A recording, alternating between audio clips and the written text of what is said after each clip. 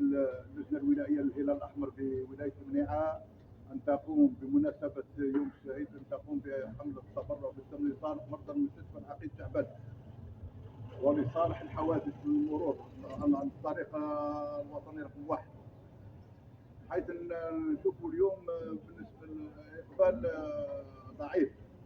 ماذا بينا الشباب والشابات، شباب المنيعة وشابات المنيعة وغيرهم من المتزوجين في المنيعة أن يقوموا بالتبرع بالدم لصالح مرضى المستشفى، وربي هو اللي يخلص.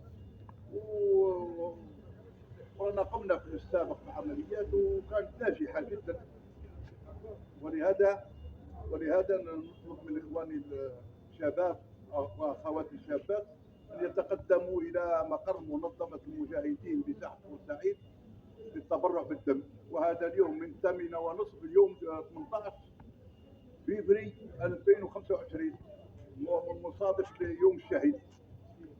اليوم رانا فاتحين من 8:30 إلى غاية 1 زوالا. وشكرا.